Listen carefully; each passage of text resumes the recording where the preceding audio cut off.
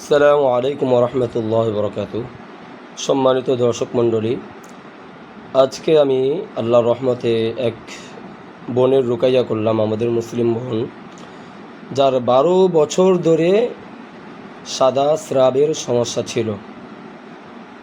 তার বাসায় যাওয়ার পরে তার বাবা এবং তিনি বললেন সে প্রচুর পরিমাণ ভাত খায়, খাবার খায়, একাই 2-3 জনের মানুষের খাবার খায়, কিন্তু সে দিন দিন অত্যন্ত শুকিয়ে যাচ্ছে, বিশেষ করে বিবাহের পরে আরও বেশি শুকিয়ে যাচ্ছে।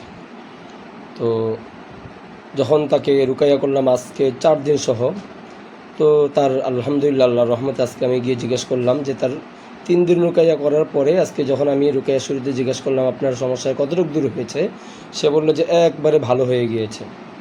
তবে এটা জিনের সমস্যার কারণে ছিল, জিনগুলো তার শরীরে এখন কিছু কিছু জায়গায় রয়ে গেছে।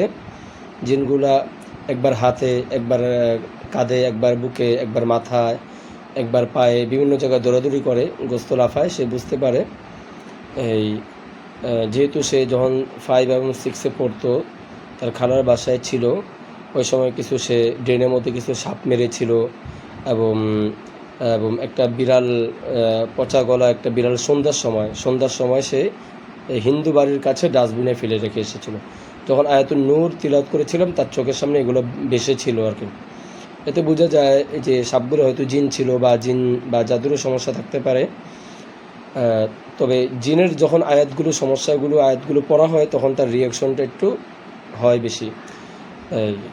তো আল্লাহর রহমতে তিনি এখন পরিপূর্ণ সুস্থ। সে 2টা ফাইল কিনেছিল 7,000 টাকা দিয়ে। যখন সে ওষুধ খায় তখন তার সমস্যাগুলো দূর হয়, একদিন বন্ধ দিলে সাথে সাথে আবার শুরু হয়ে যায়। কিন্তু আল্লাহর রহমতে এখন তার ওষুধ বন্ধ আছে। রুকাইয়া করার কারণে আল্লাহর রহমতে, কোরআনের উসিলায়, কোরআনের বরকতে, কোরআনের পাওয়ারে, আল্লাহ তাআলার বিশেষ রহমতে এখন তিনি পরিপূর্ণ সুস্থ।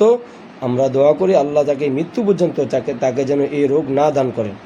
এজন্য আমি বলে দিয়েছি যে সকাল সন্ধ্যার আমল এবং বিশেষ করে ঘুমানোর আগে আমল, খাবার শুরু খাবার শেষ এবং ঘরে প্রবেশ বের হওয়ার দোয়া, ঘুমানো শুরু এবং ঘুম থেকে ওঠার দোয়া, এবারে বাথরুমে প্রবেশ, বাথরুম থেকে বের হওয়ার দোয়া, সবসময় জিকির আজকার কোরআন তেলাওয়াতের মধ্যে থাকা, গুনাহমুক্ত জিন্দেগি যাপন করা এবং মেয়েদের যে পিরিয়ড বা মাসিক অবস্থায় বা হায়েজ অবস্থায় ওই সময় তারা যেন সকাল এবং সন্ধ্যায় আয়াতুল কুরসি, ফালাক নাস দোয়া হিসেবে পড়ে, বারবার পড়ে, পানিতে ফু দিয়ে এটা পান করে এবং ওই পানিতে গোসল করে এবং ঘরের মধ্যে এগুলো যেন ছিটায় এবং ওই তেলের মধ্যে ফু দিয়ে ওটা যেন তার গায়ে মাখে।